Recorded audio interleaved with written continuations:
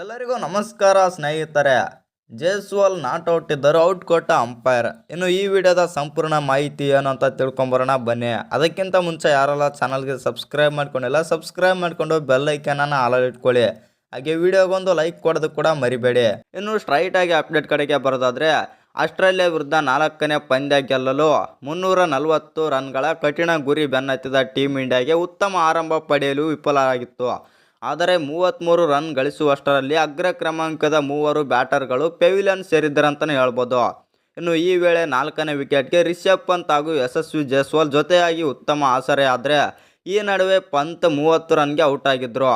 ಇತ್ತ ವಿಕೆಟ್ಗಳು ಬೀಳುತ್ತಾ ಇದ್ದರು. ಆ ಕಡೆ ಯಶಸ್ವಿ ಜೈಸ್ವಾಲ್ ಅವರು ಗಟ್ಟಿಯಾಗಿ ನಿಂತಿದ್ದರು.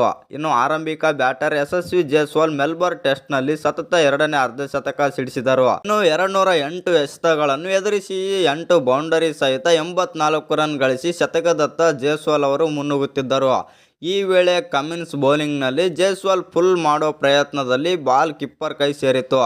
ಇನ್ನು ಆಸ್ಟ್ರೇಲಿಯಾ ತಂಡ ಎಲ್ಲ ಔಟ್ಗಾಗಿ ಬಲವಾದ ಮನವಿ ಕೂಡ ಸಲ್ಲಿಸಿದರು. ಆದರೆ ಆನ್ಫೀಲ್ಡ್ ಅಂಪೈರ್ ಔಟ್ ನೀಡಲಿಲ್ಲ. ಆಗ ಆಸ್ಟ್ರೇಲಿಯಾದ ನಾಯಕ DRS ಮೊರೆ ಹೋದ್ರಂತಲೇ ಹೇಳ್ಬೋದು. ಇನ್ನು DRSನಲ್ಲಿ ಬಾಲ್ ಬ್ಯಾಟ್ಗೆ ಟಚ್ ಆದ ಬಗ್ಗೆ ಯಾವುದೇ ಅಧಿಕೃತ ಸಾಕ್ಷಿಗಳು ಕೂಡ ಸಿಗಲಿಲ್ಲ. ಇನ್ನು ಟೆಕ್ನಾಲಜಿಯಲ್ಲೂ ಬ್ಯಾಟಿಗೆ ತಾಗದ ಸುಳಿವುಗಳು ಎಲ್ಲೂ ಸಿಗಲಿಲ್ಲ. ಆದರೂ ಬೌಲ್ ದಿಕ್ಕು ಬದಲಾಯಿಸದ ಗಮನದಲ್ಲಿಟ್ಟುಕೊಂಡು ಥರ್ಡ್ ಅಂಪೈರ್ ಔಟ್ ಆದರೆ ಕೊಟ್ಟಿದ್ದಾರೆ. ಇನ್ನು ಸಿಕ್ನೋಮೀಟರ್ನಲ್ಲಿ ಯಾವುದೇ ಸ್ಲೈಕ್ ಕಾಣಿಸಿರಲಿಲ್ಲ. ಆದರೆ ಚೆಂಡಿನ ಚಲನೆಯನ್ನು ಹಲವು ಬಾರಿ ಪರಿಶೀಲಿಸಿದ ಬಳಿಕ 3ನೇ ಅಂಪೈರ್ ಔಟ್ ನೀಡಿದ್ದಾರೆ. ಇನ್ನು ಚೆಂಡು ಬ್ಯಾಟನ್ನು ಸವರಿ ತನ್ನ ಚಲನೆಯನ್ನು ಬದಲಿಸಿರುವ ಸಾಧ್ಯತೆ ಕಂಡು 3ನೇ ಅಂಪೈರ್ ಆದರೆ ಔಟ್ ಎಂದು ತೀರ್ಪಾದರೆ ನೀಡಿದ್ದರು. ಇದೀಗ 3ನೇ ಅಂಪೈರ್ ನೀಡಿದ ತೀರ್ಪಿನ ಬಗ್ಗೆ ICCಗೆ ಒಂದು ಮನವಿ ಮಾಡಿದ್ದಾರೆ ಅಂತಲೇ ಹೇಳ್ಬೋದು BCCI ಅವರು. ಯಾಕಂತಂದರೆ ಈ ಥರ ಔಟ್ ಕೊಡೋಕ್ಕೆ ಹೇಗೆ ಸಾಧ್ಯ ಅಂತಂದು ಮನವಿ ಮಾಡಿದ್ದಾರೆ ಮತ್ತು ಇನ್ನೂ ಅಧಿಕೃತ ಮಾಹಿತಿಗಳಾದರೆ ಸಿಕ್ಕಿಲ್ಲ.